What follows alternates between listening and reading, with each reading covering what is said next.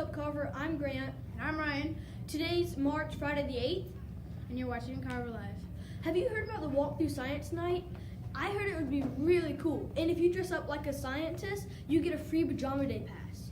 And speaking of Science Night, did you hear that they're having pizza, chips, and drinks? Speaking of food, that's getting me hungry. How about we go to lunch? Good morning, Carver students. I'm here in my beautiful kitchen again. Today for lunch we'll be having hot dog or chili dog, or PB&J, coleslaw, French fries, pasta salad, assorted fruits, and your choice of milk. Now back to you. And I can't wait to walk through Science Night. It's on Monday, 6 p.m. And have you heard? I really had fun learning about Exceptional Children's Week. I'm so glad that they're at our school. And now here's Smith Holland's class with extra information.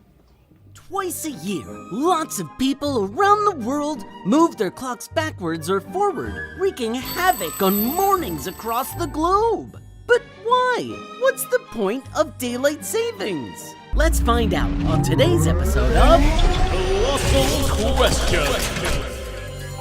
Credit for the idea of daylight savings time, or DST, is often given to a famous founding father, super inventor Benjamin Franklin.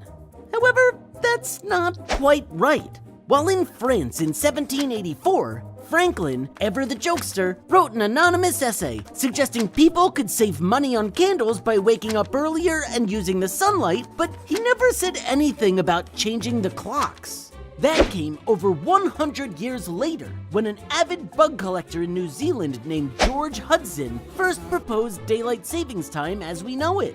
You see, he had a job that left him with enough afternoon hours to get his bug collecting in, but having daylight in the afternoon was crucial. He wrote a paper suggesting we shift the clock by 2 hours for part of the year to help save his precious evening daylight. But it wasn't until the First World War that it really caught on. First, the German Empire and Austria-Hungary introduced daylight savings time in 1916. Then Britain, France, and the Allies did the same. Soon, the rest of Europe started using it, and a year later, Russia was on board. Last but not least, the US adopted daylight saving in 1918.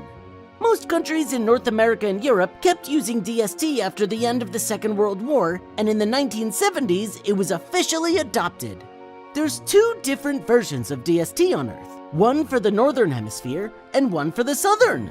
Daylight saving time is much less important the closer you live to the equator. That's because daylight hours and nighttime hours stay basically the same all year round. That's why most places near the equator have never bothered with DST. Even though the US has daylight savings time, there are a few places near the equator that don't.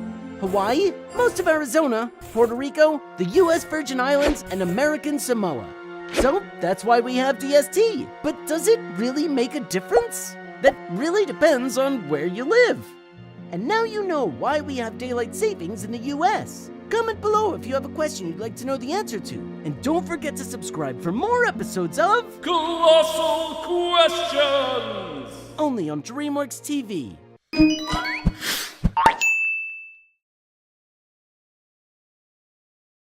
I'm doing a shout out to Langston, Mr. Toller's class. Thank you for being a good friend and always helping others.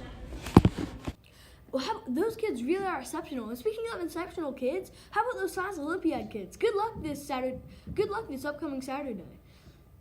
And we'll see you tomorrow, Carver. Now here's the pledge with Liberty and Smile. Hello, Carver. And Grant and Ryan forgot about me.